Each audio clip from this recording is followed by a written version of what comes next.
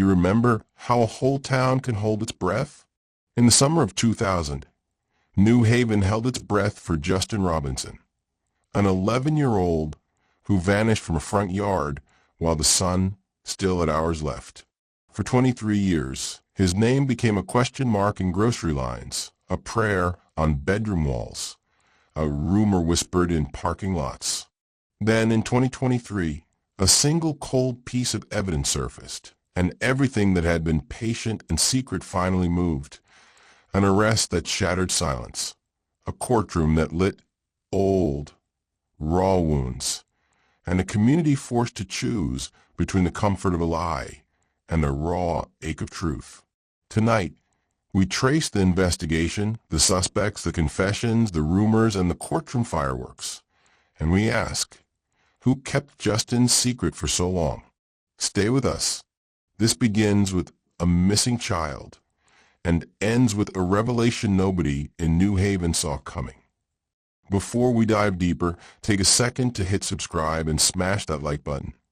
It really helps the channel grow and keeps these stories coming your way. And I'd love to know, where are you watching from? Drop your city or state in the comments below. There are ordinary days that end and ordinary nights that close in. On one of those ordinary August afternoons in 2000, Justin Robinson, 11 years old, a gap between his front teeth when he smiled, a backyardigans t-shirt and sneakers scuffed from playing, cycled down Sycamore Street in New Haven, Connecticut. He rode to his friend's house across the block, waved at Mrs. Hargrove trimming her roses, and then in the span of a few minutes that would stretch for decades, he was gone. The first hours were chaos folded into hope. Parents and neighbors became search parties. Police cruisers fanned out. Television news helicopters searched the skyline. The early investigation, officers in faded uniforms shoving flyers into mailboxes, volunteers walking under the highway overpass, a sheriff's deputy kneeling on the lawn and tracing a child's footprint in the dirt, felt like every other missing child case for a community that feared it could be theirs. But as the days turned into weeks, and then into months and years, the raw edges hardened into a cold case. By 2001, the active trail slowed. Leads dried up, tips were rechecked, and somewhere along the way, a blame game took root. Some people in town whispered about a stranger. Others suspected someone who knew Justin. A few blamed the family. Rumors, those persistent, poisonous things, grew legs. They ran up and down the cul-de-sacs of New Haven like a fever passing from house to house. Justin's parents, his mother Caroline, who worked nights at the hospital, and his father Michael, a maintenance foreman, learned what grief can look like when it lives in the daylight. They turned every ritual into a search, placing Justin's shoes by the door every morning as if a small domestic hope could coax him back, printing flyers and praying under streetlights. People brought casseroles, then stopped. Time, which is both a healer and an eraser, did not heal the way they expected. It taught them to carry the absence. The original investigation compiled dozens of interviews. Witness statements varied. One neighbor said he'd seen a dark pickup idling near the corner at 4:15 p.m. Another remembered a man jogging nearby the day before. A teenager told detectives she'd seen Justin talking to a man near the elm tree, but she was uncertain. And memory is a treacherous tool when the world around you is changing. The forensic evidence that could have anchored the case, CCTV, reliable DNA databases, instant digital records, either didn't exist then or wasn't gathered. The case cooled into an official file, a binder on a shelf, and late in 2001, the Homicide Division marked it inactive. But cold cases never die in the minds of the people who bear them. In New Haven, Justin's face remained a fixture, laminated on bulletin boards in the back seat of patrol cars, behind the glass of convenience store windows. Parents taught their children never to wander alone in new places. The case kept turning in the town's sleep. Years later, As technology advanced and methods improved, a small task force formed, a group of detectives who called themselves the Cold Case Unit. They were not glamorous. They were the patient kind of people who spend their days reading old interviews, dusting for anything missed, and building timelines like mosaics. In 2018, a new detective was assigned to Justin's file, Detective Lena Morales, who had a reputation for being meticulous and relentless. She read every report, every list of leads, every rumor that had ever made it onto paper. Where others had closed the folder with a sigh, she began to circle names and dates in red ink. What changed the course of the investigation was not a cinematic fingerprint left on a doorknob, nor a hero witness with a sudden conscience. It was the slow arithmetic of science meeting an archive of human mistakes. In the early 2020s, forensic genealogy, the method of using DNA databases to build family trees, became accessible to municipal investigations. Across the country, it had solved notorious cases. For Justin's file, it provided a new thread. Detectives re-examined a scrap of evidence collected in 2000, a cigarette but found in a ditch 3 blocks from where Justin vanished. At the time, it seemed peripheral. It was cataloged, tucked into an evidence envelope, and then forgotten. When it was tested again in 2022 with modern equipment, a profile emerged. The DNA did not match anything in the criminal database, but it did match segments found in public genealogy databases in a way that allowed genealogists to trace kinship. What followed felt like a methodical detective story in reverse. Names, branches, siblings, aunts, cousins. Each link led to another until finally the trail focused on one man in New Haven, Tom Aldridge, a 54-year-old whose life had been mostly ordinary and therefore hardly suspect. Tom Aldridge had lived in the same neighborhood for decades. If you asked anyone who knew him, they would describe him as quiet, the kind of man who mowed his lawn on Sundays and kept himself. He worked nights at a printing plant and had a gravelly laugh that some neighbors recalled. He had also been a presence in those small, invisible ways that make someone a fixture. He fixed gutters, helped push a stalled car, and once took a stray dog to the shelter. Detectives were careful, moving like surgeons around the edges of a man's life. They obtained search warrants, looked into his phone records, and interviewed people who'd known or worked near him. Some neighbors were surprised. Others said nothing. When officers first approached Aldridge in 2023, he was at home, watching a late afternoon game. He answered their questions politely, but with the flatness of someone who'd been roped into a long and tiring procedure. There is a procedural choreography to an arrest, a legal ballet meant to prevent mistakes that could allow a suspect to be freed on technicalities. But arrests, especially those that close a wound in a community, are also theater. As word spread in New Haven, people gathered on porches. News vans arrived. There were those who felt vindicated that a suspect had been found, and those who felt that no arrest could be clean when time had eroded memory. Aldridge was charged with kidnapping and later with homicide once Justin's remains were found. The discovery of Justin in 2023, his remains located in an overgrown portion of a municipal park 3 towns away from where he vanished, was a moment that tore at the town's fragile calm. The description of how his body was found was handled with care by investigators. The public was told only that decisive forensic analysis allowed them to identify him. For the Robinson family, the finding was a bitter gift. Confirmation after 2 decades of not knowing. Courtroom dramas followed. Prosecutors assembled a case that relied on the DNA that linked Aldridge to the cigarette, but the timeline the detectives had reconstructed and witness statements that were more than just memory. They were patterns.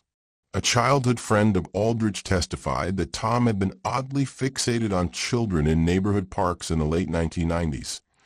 A co-worker recalled Tom leaving early the day Justin went missing. These were not crimes proven alone, but in the mosaic prosecutors hoped would present an image of guilt. Defense lawyers, skilled in the art of reasonable doubt, attacked the seams. They argued that DNA on a cigarette could place a man in a general vicinity, but not at the exact place or time of Justin's disappearance. They dug into Aldridge's life, producing character witnesses who described him as kind, shy, and incapable of such brutality. They pointed out that the gaps in eyewitness reliability after 23 years were wide and messy. Memory is a myth maker, they argued, especially when years have passed and rumors have supplanted facts. But perhaps the most dramatic turnaround in the trial came not from a piece of science but from human testimony. An eyewitness who finally spoke after decades of silence. In a small, crowded courtroom, with sunlight slicing through high windows, a woman named Grace, last name withheld by request, took the stand. She had been 17 in 2000 living down the block, and she had told detectives a story back then that was discounted as uncertain. She said she'd seen a man pick up an anxious boy near the elm tree and put him into his truck. She explained that at the time she'd been terrified of coming forward, that she'd been threatened by a cousin who warned her to mind her own business. She spoke with a voice that trembled, but with a clarity that steadied as she described the face she had tried to remember for years. Her testimony was corroborated by a different kind of confession, not from the accused, but from an old friend, Mark Dempsey, who had known Aldridge in the 1990s. The prosecution called Dempsey as a reluctant witness. In closed interviews before the trial, Dempsey had said he knew things he'd been ashamed of. On the stand, faced with the weight of time, he admitted to burning a shirt he said Tom had given him around 2002. A ragged piece of clothing with stains Dempsey had assumed were from oil. He confessed he had lied to detectives years ago about where he was the day Justin disappeared because he was afraid of being implicated by association. His testimony was messy and partial, but to the jury it added texture, not a slam-dunk confession, but human behavior that suggested a consciousness of guilt. Rumors flooded back into public view. Some townspeople called Aldridge a monster. Others blamed the system for not acting sooner. Online threads proliferated with speculation. Theories about accomplices, about systemic failures, about other children who might have been in danger. In the courthouse, the prosecution asked the jury to look at the full picture. The DNA that placed Aldridge in the web of evidence, the witness testimony, the reconstructed timeline. The defense asked them to look at the holes. Decades of degraded memory, the possibility of contamination, and the simple fact that forensic genealogy points not to certainty, but to a range of relatives. The jury deliberated. For many in New Haven, those days were unbearable. Neighbors divided into factions. Some refused to speak. Some organized vigils. Justin's parents, now older, shaped and hollowed by years of waiting, sat together in the back of the courtroom and listened to every detail. Their faces were unreadable. They had chosen, as many parents in their situation do, to live with a small, steady vigilance rather than collapse entirely under grief. When a verdict came, it was not unanimous at first. The jury returned to deliberate for nearly 3 days. When they emerged, the foreperson spoke, guilty on kidnapping, guilty on second-degree murder. The sentence came later, years in prison, a sentence that could never undo what had been taken. But the conviction offered a kind of public accounting. For some, it was closure. For others, it was proof that the justice system, however clumsy, could reach backward and find accountability. Yet the twist did not stop with the verdict. In the weeks that followed, confessions recanted, testimonies were re-examined, and new questions were raised. Aldridge appealed. Defense lawyers filed motions claiming chain of custody errors and raising questions about the genealogical methods used. There were calls from civil liberties groups and forensic scientists about the limits and ethical uses of genealogy databases. The case became a flashpoint in debates about privacy, about the power of DNA, and about how far we should let the past be excavated by new tools. At the bedtime of this story, perhaps the most human moments were not in the arguments over the reliability of a cigarette butt's DNA or the technicalities of a search warrant. They were in the small, private things. Caroline Robinson laying a fresh bouquet on the patch of grass where the flyers for Justin had once been stapled, now aging into pale ghosts. Michael Robinson teaching his granddaughter how to tie her shoelaces. Because the ritual of small care is a way forward. Neighbors leaving candles on their porches on anniversaries that used to be just another date on the calendar. There were also those who could not let it go. An anonymous letter arrived at the police station alleging that another man had been seen in the park where Justin was found. The letter contained no names, only fuzzy accusations. It would be the sort of clue that detectives either follow or file away. Detective Lena Morales, who had started this renewed investigation almost alone and with the audacity of stubbornness, kept her eyes on the horizon. The job doesn't end with a conviction, she said in a quiet interview months later. It ends when the family feels safe enough to sleep through the night. And sometimes that's a long road. The case also reopened painful questions for the town itself. How many times had people seen something and shrugged? How many threats had been whispered and ignored? In neighborhoods everywhere, people began to ask, what would I do differently if my child vanished tomorrow? For some, the answer was to push for better public lighting. For others, to form neighborhood watch groups. For some, to become more suspicious, a heavier, more anxious state that can calcify into distrust. But the story's final chapters are both clearer and more complicated than a tidy ending. The conviction brought legal resolution to one part of a long tragedy. But it didn't cure the corrosive effects of rumor, nor did it return a boy to his parents. The campfire stories, the truth and the lies, continued to braid together. The town of New Haven had been haunted by this case for 23 years, and even with a conviction, the haunting changed shape rather than ending. People still asked who else had known, who else had turned away, and what the town had learned about itself in the process. The documentary voice we use here matters, because facts have weight and tone changes how the public remembers. We are not here to sensationalize. We are here to hold a mirror to the way communities process tragedy, through gossip and grace, through accusation and apology, through legalism and human need. This is not simply a story of a solved cold case. It is a story about how time and technology, shame and courage collide. In the days after the trial, with the dust of the courtroom settling into the history books, some witnesses came forward with quiet confessions without cameras. People saying they'd told small lies to protect a relative, or that they'd hidden a conversation in the moment and spent 20 years carrying the quiet like a secret ulcer. Some asked for forgiveness. Some asked for nothing at all. For Justin's parents, the conviction meant that the town had officially recognized what they had known all along, that a crime had been done, and that a life had been taken. It did not make them whole. It did, however, start a slow unwinding of the acute ache.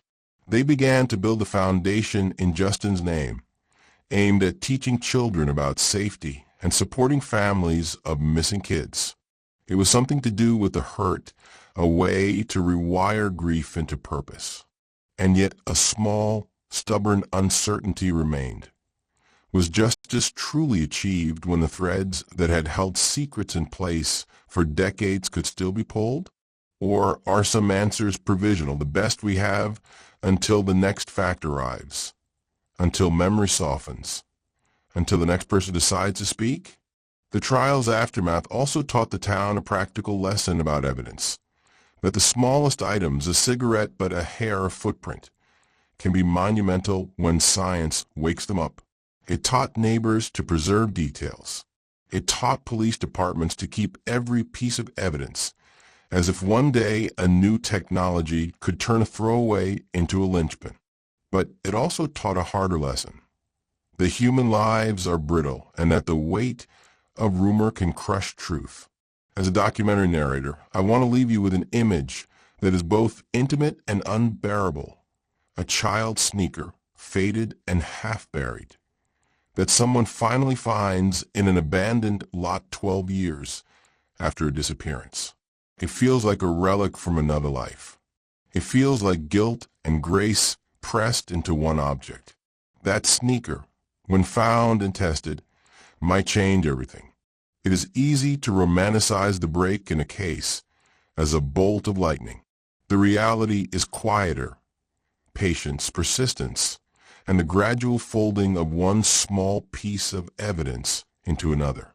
We close this chapter in New Haven with a quiet note and a cliffhanger.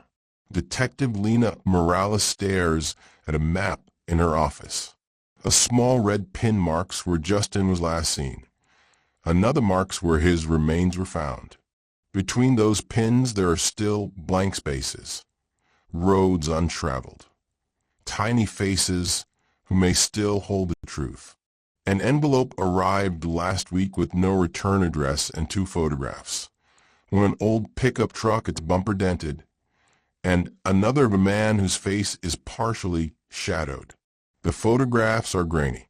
They do not on their own solve anything, but they're new. In the next chapter of this story, the photographs are sent to a retired neighbor who believes he recognizes the truck. That neighbor remembers a name. The name connects to a person who has been silent until now.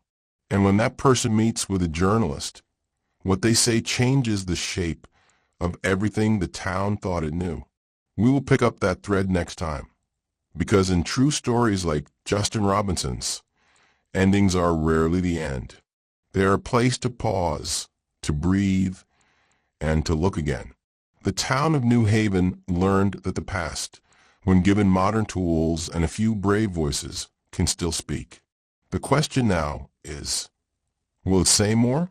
Detective Lena Morales had not meant to let the map grow so cluttered with pins. It was a habit, an old way to keep a case from flattening into a single unbearable point. She kept one pin where Justin had been last seen on Sycamore Street, and another at the park where his remains had been found.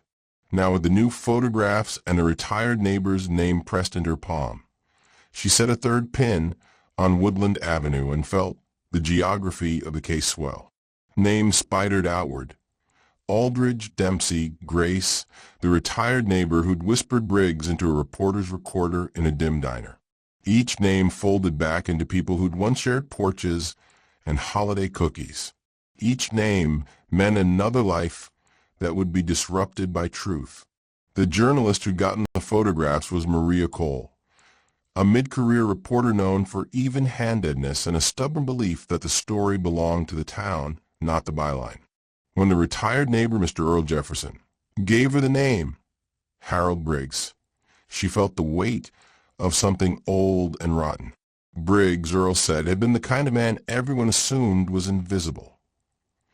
A municipal worker who hauled away junk and steered clear of community events.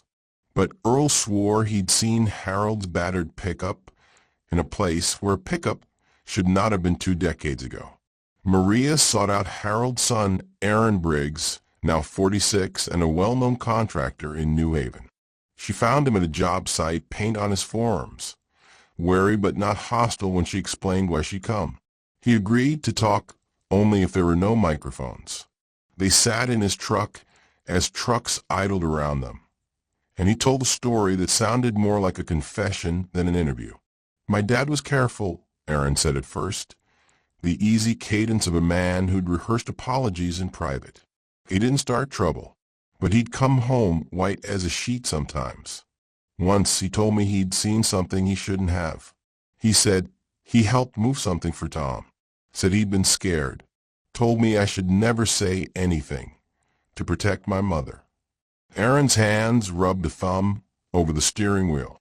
He told me to get rid of a box of stuff once, said burn it. I burned what I could. I thought I was protecting him, protecting the family. Maria pressed for dates, for details. Aaron's voice faltered. It was 2001, or maybe 2002. I was young. I didn't think. I paid him money. He asked me to pay him, like hush money. I did. After a while, he wouldn't talk about it. He'd get drunk and mutter names. He told me he'd been at a park once late, and he'd seen a kitty sneaker, a blue one. I laughed it off back then. I should have listened. He had kept one item, in a cedar chest in the corner of his basement, under fishing gear and holiday decorations. Aaron produced a small, weathered shoe no bigger than his palm, faded blue, the rubber worn through at the heel. Found this behind the garbage shed at the plant, he said, placing it on the dash. I thought maybe it was a prank. I don't know why I kept it. I'll tell you this. I burned other things. I told myself I wouldn't keep secrets, but I kept them.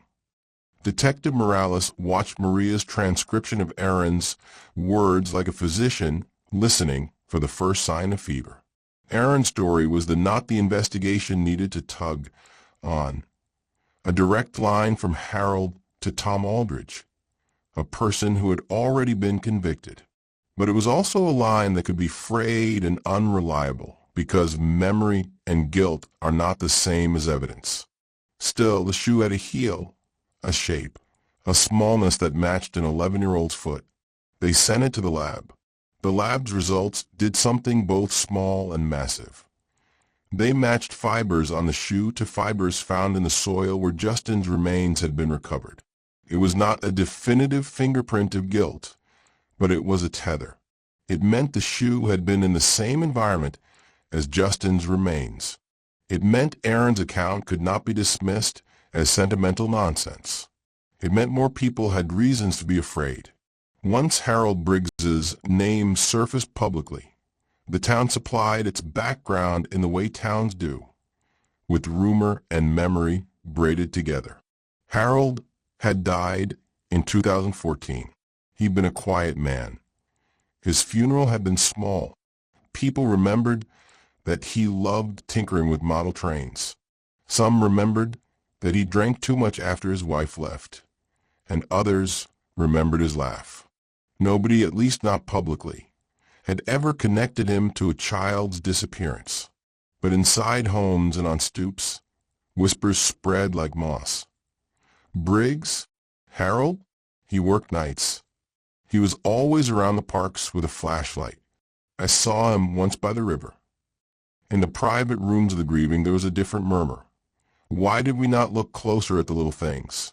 Aaron's admission opened a new front.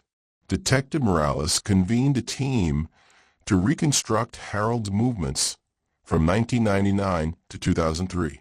They combed payroll records, city maintenance logs, trash disposal receipts, and the thin trails of a life that had once gone largely unexamined. License renewals, a 2002 repair to the Briggs pickup that matched the damage in the old photograph, a paid cash withdrawal schedule that suggested Harold had been receiving money. One ledger entry stood out, a series of small cash deposits into Harold's account from an unknown source, beginning in late 2000 and tapering into 2003. It was a breadcrumb trail that pointed to someone else. The ledger led to a name that made Detective Morales's jaw go tight. Reverend Samuel Hart, the pastor of First Trinity Church, a man whose weekly sermons had been a staple in New Haven for decades.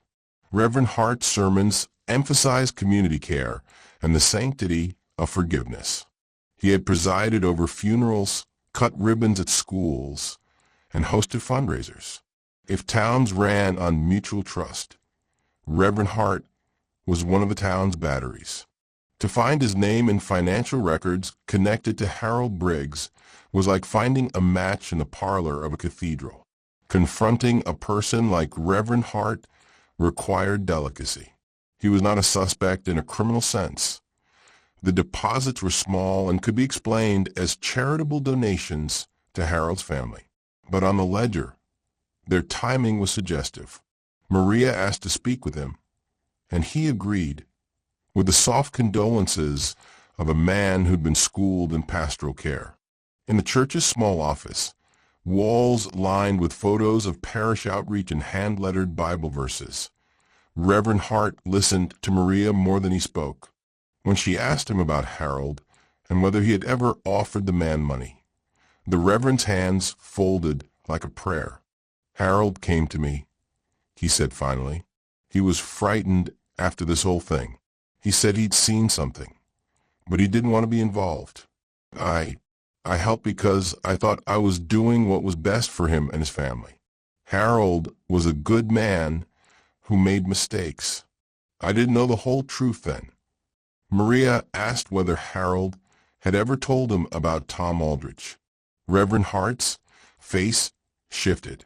"He mentioned Tom," he admitted. "He mentioned other names. He was scared that if people looked too deeply, it would harm others. That is what he said. He asked me to help Harold's family, and I did. I realize now that secrecy might be its own harm. If I had pushed harder, maybe something would have been different. I will live with that." His voice was broken, but not libelous. It was the voice of a man who had tried to fold mercy into emergency and failed. Detective Morales watched Reverend Hart leave the church parking lot with a thinness around his shoulders. The community's moral architecture felt suddenly porous. The ledger was not a legal knife. It was a moral mirror. Someone had chosen to protect Harold, whether out of compassion, fear, or complicity, and in doing so it helped build a wall between truth and daylight. Then, the day the lab confirmed that fibers on the shoe matched the soil where Justin had been found, a second envelope appeared on Maria Cole's desk with no return address. Inside was a small dog-eared notebook and a single Polaroid, a grainy photo of a man's hands holding a child's wrist. On the back, a name was scrawled in shaky handwriting: Elias Hart. Elias was Reverend Hart's estranged brother, a man whose name surfaced in neighborhood memory in oblique ways. He had been gone for years, lived on the margins, had been arrested for petty theft in the 1990s. The handwriting trembled with an urgency that looked like fear. The notebook contained lists, dates, and short phrases. Shaded lot, March 99, blue sneaker, tossed by river, and chillingly, a set of initials repeated over months. JREMLS. Each set of initials was followed by a town name: New Haven, Branford, East Haven. Detective Morales felt the room tilt. A list could be nothing. A list could be everything. The initials were small, but their repetition suggested pattern. Who had written them? Why were they now being delivered anonymously to a reporter? Maria and the detective exchanged the kind of look that does not require words. Pursue cautiously. Prepare for the fall. They followed Elias Hart's paper trail. He had died in 2016, a muted obituary in the back pages. But the notebook's dates suggested he'd been keeping notes during the years when children in the region had gone missing and when no one had connected the dots. Detectives reached out to families of other missing children, in quiet, over cups of coffee, and in living rooms that had been waiting for answers for 20 years. Some families found that fragments of their stories matched the notebook's entries. A shoelace, a rumor of a pickup, a memory of a man who stopped to ask a child for directions. The resemblances were small and uncanny. The discovery of a possible pattern pushed the investigation from a single crime to the edges of something broader. The town had for years preferred comfort to curiosity. Its citizens had been passively vigilant until the day curiosity required something deeper. confrontation with people they had admired. As the news of the notebook and the ledger spread, gatherings at the church and city hall grew tense. The rhetoric changed. Forgiveness without accountability is not reconciliation, some said. Others clung to the pastoral message. We must not indict a whole town for the sins of a few. Then came the thing that nobody saw coming, and everything shifted with it. On a late October morning, after a night that threaded frost through the town, Detective Morales received a call from a state crime lab. They had revisited an old set of remains stored in the state's collection. Bones classified as unidentified since 1998 and labeled only by the township where they had been found. For years, the skeletal fragments had been cataloged as anonymous, each one a tiny ledger line in a drawer. Using genetic genealogy, the lab had run the remains again on a whim. The result returned a name: Amos Milton, age 9, missing from East Haven in 1998. The news should have been a small, solemn footnote. Instead, it detonated. Amos Milton's disappearance had been a footnote back then, a cold file that had seemed like one of 1,000 local tragedies. But now, with Justin and Amos both implicated in a web of names and places, the theory hardened into a hypothesis that some in the region had long suspected. These were not isolated incidents. These were connected. Detective Morales and her team reassembled their mosaic. The initials in Elias Hart's notebook suddenly looked less like idle jottings and more like an index. The ledger's small cash deposits looked less like charity and more like hush money. The shoe, the fibers, Aaron's admission of burned items, the Polaroids, the lists, they all began to align into a pattern that had been smoothed over by years of respectable silence. What made the pattern intolerable was who had touched it.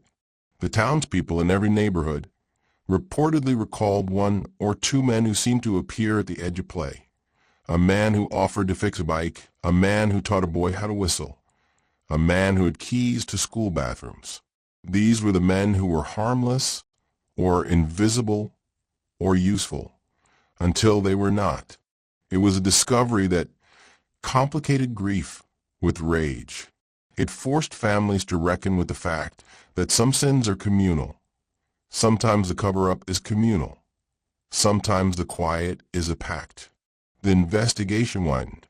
Detectives subpoenaed Reverend Hart's church financials, Harold Briggs's past employment records, and correspondence between city officials and contractors. They executed searches at Harold's old property and at other municipal maintenance sites. They interviewed old acquaintances and those who had once been too frightened to speak.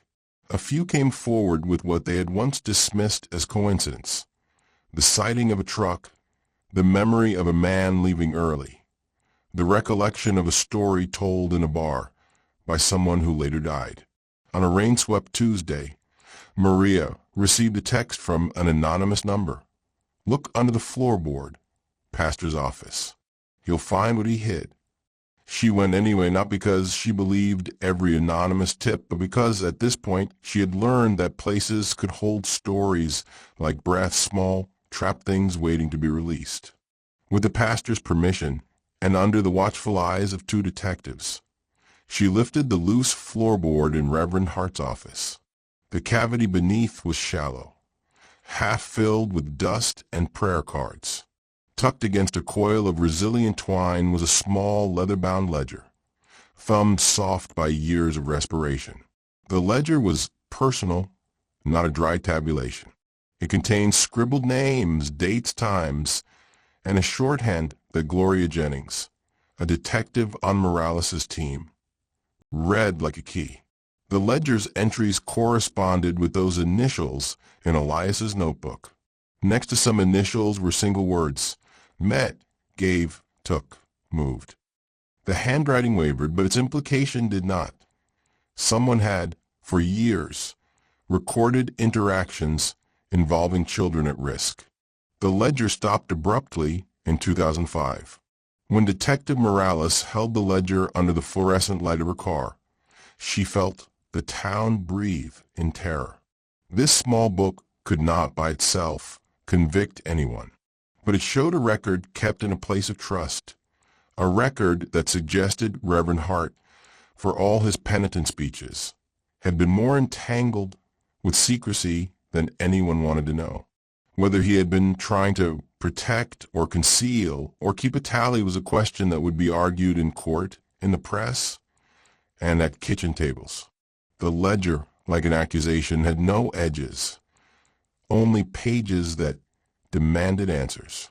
The revelations split New Haven in ways that could not be easily sewn back together. Some people protested that grief had turned into a hunt for scapegoats. Others demanded indictments and resignations. Families of missing children said the town's moral failure had been obvious all along. "We prayed to keep the peace," one mother said at a city council meeting. "And now peace tastes like poison."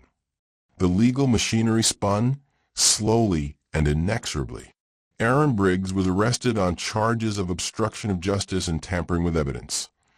The state charged Reverend Hart with being an accessory after the fact.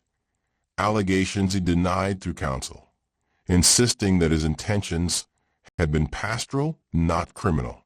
The discovery of the ledger prompted civil suits, reopened inquiries, and a chorus of forensic specialists who argued about the ethics of genealogy, the chain of custody of recovered items, and the ways in which communities could unwittingly become accomplices by silence.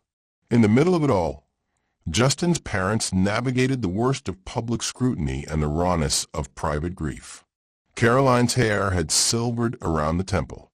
Michael moved more slowly, as if steps themselves had become heavy with the history of waiting. They testified in hearings, each word honed by the years that had eroded their private language into something formal and public. They spoke of having to live with an absence that the town had now made loud. "We wanted answers," Caroline said into a microphone. "We wanted to know who took our son. But we didn't want this level of condemnation. We want truth, but we want justice too. We want people to be held to account." As cases proceeded, the town turned to rituals to survive. Candle vigils that drew fewer people than the early ones, petitions circulated on social media, and an uneasy increase in neighborhood watch meetings, where residents chained themselves to new rules and an older, more defensive suspicion. The community that once comforted itself with the idea of mutual guardianship now recoiled in the suspicion of infiltration. Parents watched porches with flashlights. Children's playdates came with checklists. And yet the final, chilling contour of the story was not simply legal. It was something colder and more intimate. In a small envelope mailed to the Robinson home, unmarked and unheralded, Justin's father found a Polaroid wrapped in wax paper. It was a picture of him and Justin, a snapshot the Robinson family recognized from a box of old photos. Except this version had been cropped, blurred at the edges, and someone had scrawled in black ink on the back, "You were close." So many knew. H, the initial, the single letter signed to the family, was a punctuation that suggested knowledge and malice. Who was H? Had they known all along? Was it Harold, in some final act of malice, or Hart, in a perverse parish note? The police traced a postmark only to a general sorting center. The note read like a prick in the skin of the town's tentative closure. It was a reminder that secrets sometimes refuse to die when the people who carry them do. In the final weeks of the inquiry, as trials loomed and the town seethed, Detective Morales received a call from a young woman named Lena, no relation, who had been listed in the ledger with the initials LS. She had moved away years ago, but she'd been following the news. She invited Morales to a small cafe in a part of New Haven where the buildings leaned like old friends. She told a story that closed the circle in a way that left the detective both hollow and furious. Lena told Morales that when she was 12 in the late 90s, a man had knocked on her family's door asking for directions to the park. He had been helpful. He had fixed the gutter. He had been the kind of man who smelled of oil and kindness in equal measure. Months later, Lena's neighbor's nephew, a boy who played baseball with Justin, had stopped coming home. The adults in Lena's neighborhood whispered, then stopped whispering. Someone told Lena's mother that it would be better to keep their heads down. Lena had been the one who had kept a scrap of memory. The color of a truck, a partial license plate, the way the man smelled of cigarettes. She had tucked that memory away, and only now, when so many pieces had been pulled into light, did she bring it out.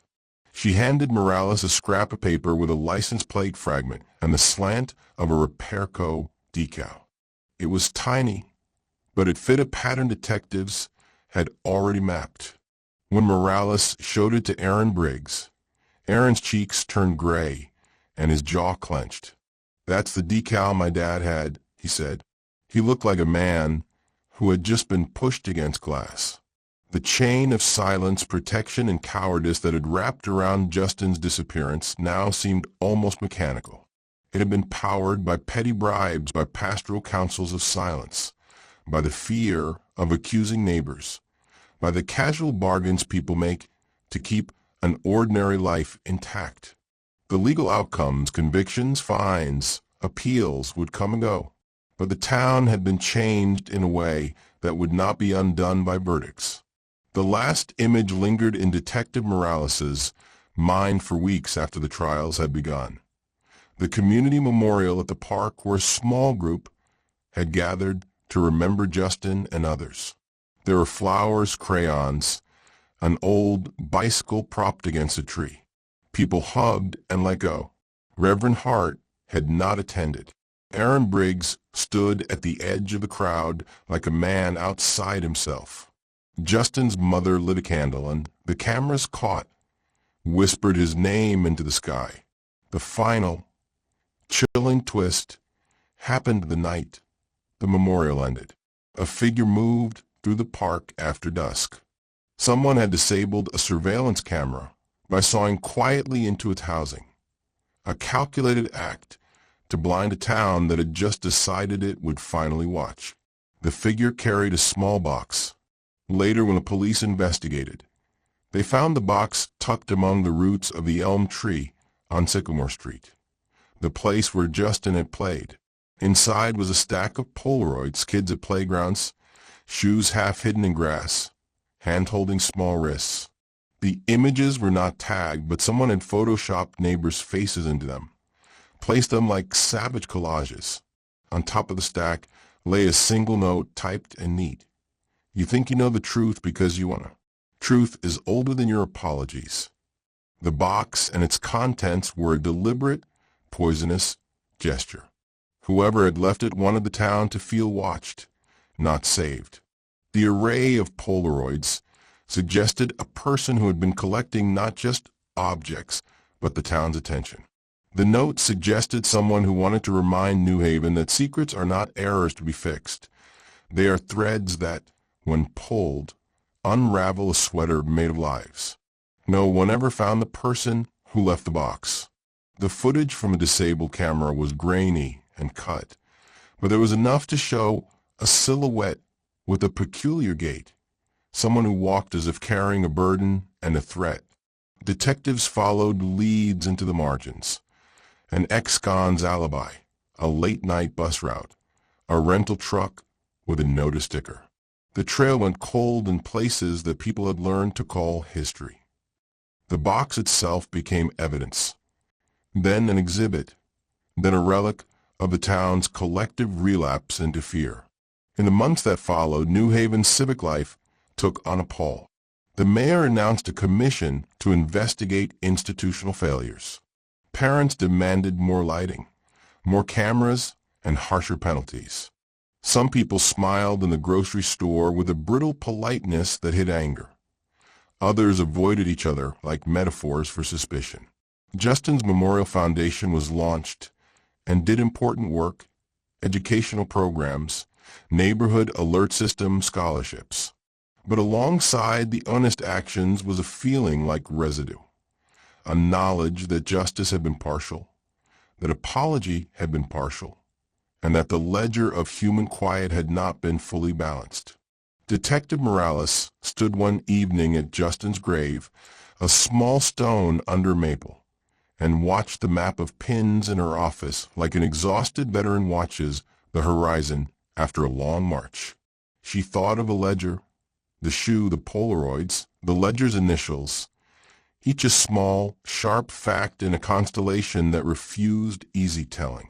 She thought about the people who'd kept secrets because they loved, because they feared, because they were lazy, because they were weak, because they were cruel.